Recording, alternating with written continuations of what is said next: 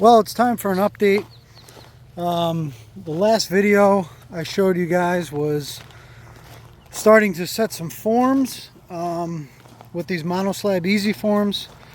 We've made quite a bit of progress. So I think the last video we actually had all the forms laid, pretty much what's shown here, but in addition, what we've done now is also set the inner forms and laid some stone in here. So what I did was actually sort of cheat the system. I've done this before. So monoslab sells interior forms that are just very similar to the outside forms. They're a little shorter and they are a little bit skinnier, and the purpose of that would be to basically separate the distance of whatever size your footer is and put those in the center and then fill with dirt or stone or what have you. So what I figured out is by using crusher run, and I'm using actually CR1, so everything here is either 1 inch or less with powder in it.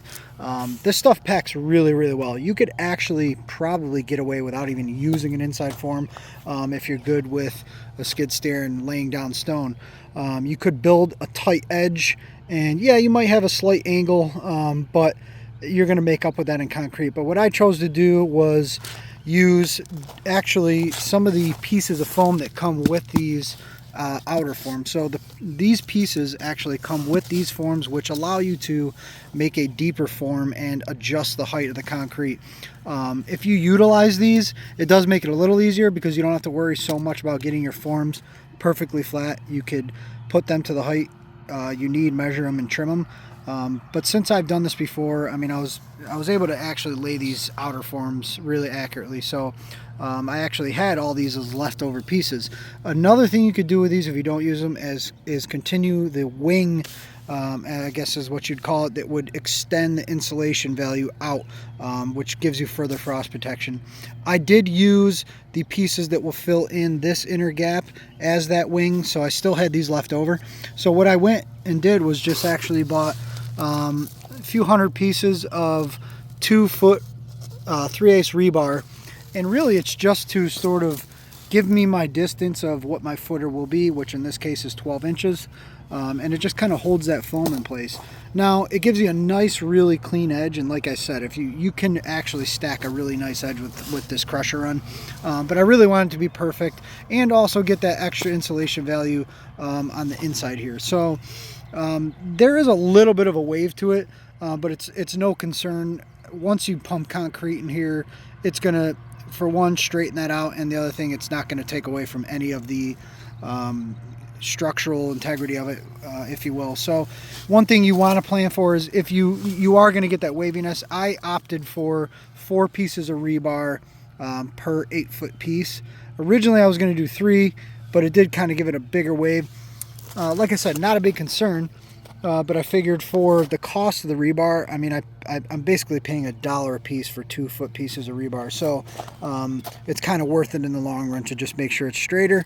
If you look on down here, you'll see there's not much waviness to it, but there's a little bit. So if anything, if you really want to be OCD about it, just make sure that take the wave into account. Maybe you might get a 1/4 to a 1/2 inch of wave. So if you need a 12-inch footer, you know, space it out another 1/2 inch. Nothing to really be concerned about in the long run. I also angled them slightly, and that part of that was not really on purpose. It's kind of just the way the rebar naturally went in. But what that'll do is also make sort of a beveled edge at an angle that will really kind of give that footer a shape inside and pushing pressure onto the stone. Some of that is a little bit overthinking it. This footer is 16 inches deep by 12 inches wide. It's more than enough to be sufficient to hold a 1-story house. We are using attic trusses in this home, so it is designed for another floor load plus 40 what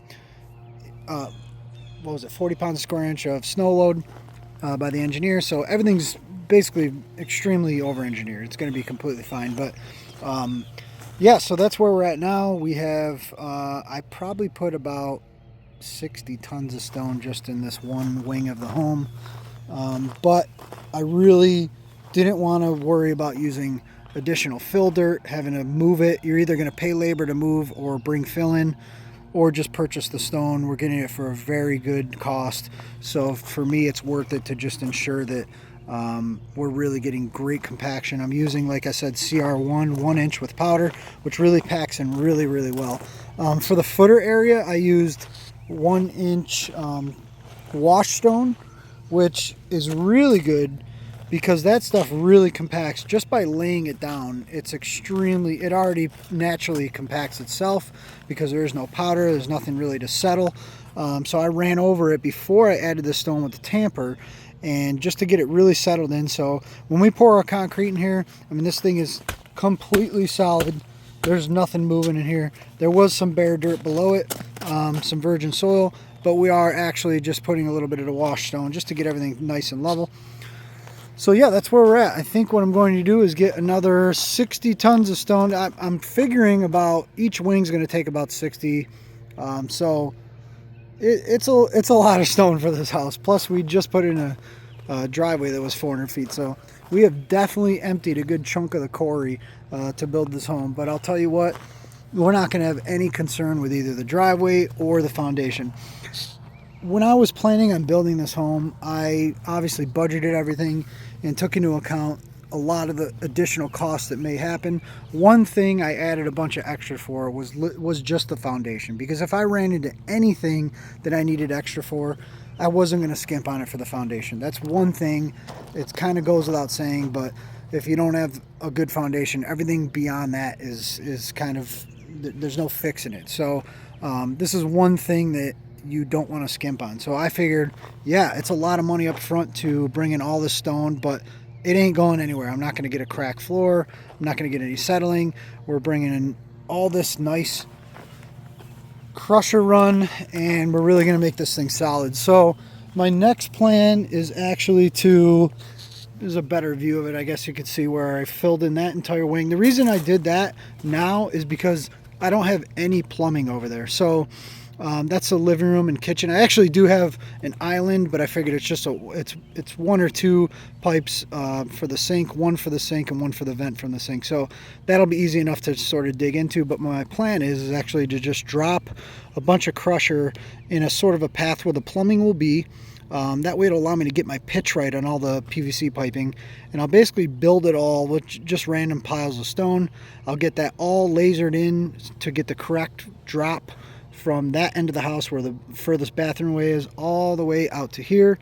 Then I will basically bury that completely with stone, same stuff, the CR1, and that'll give me the ability to actually be able to fully drive over it with all my stub ups up. I don't have to worry about driving the skid steer over all the piping. So once I sort of get all of my plumbing in, then I'm just going to do the same thing and build my edge for the footer and just start bringing in stone. I think what I'll do, I mean, I have all this within like 1 inch or half an inch or so just by kind of grading it with the skid steer. So, but I think what I'll do at the end is get all the crusher in, get it within an inch or so, and then I will probably get another big pile of wash stone and spread that out a little bit, get all my buddies over here and just rake out everything to really get it in lasered within that last half inch or so or less, and then we'll be able to put down our radiant heat insulation and go from there. So that's the plan. We are actually, believe it or not, I am on day 6 of this entire build. And we actually had 1 day of rain yesterday. So with one person doing all the labor, I'd say I'm very, very happy with where I am. I have, of course, had some help, at least squaring the foundation. That's something you really can't do with one person. You can't hold a tape measure at 2 ends and also take all these measurements and hook up all these strings. But as far as manual labor, I've basically been doing this myself, and all I really have is a skid steer and myself. So I say that not to, I guess, be cocky about it, but I think what it kind of tells me is that I did a lot of planning and a lot of thinking about this over the past few years. This is not my first build, but if you have the confidence and you really do your research, you could get a lot done. This is not something I would recommend for any first timer to try and tackle themselves, but it's certainly doable. Like I said, day 6 and look where we're at. I mean, all that's left is the plumbing, bring in more stone, and finish our foam forms, and we're ready for concrete. So The last few builds, I did have a lot of friends involved, and don't get me wrong, I am going to absolutely have them. You'll see them on these videos as well, but I'm saving them for when I really need them. So I'm exhausting myself now so that I could sort of tap out later and say, all right, guys, bring in the help, and we'll get this thing finished up. So that's it. That's the update where we are. Tomorrow, I'm actually getting 3 more loads dropped off of the stone, like I said, and then I will just start the whole plumbing process. So be a bunch of videos on that. And how I go about that. I already ordered all the material that's sitting over there, all the piping, all the fittings and everything. So yeah, stay tuned. If you haven't watched the other videos leading up to this point, go ahead, check them out. Give this video a thumbs up if you like it, and we'll see you guys in the next one.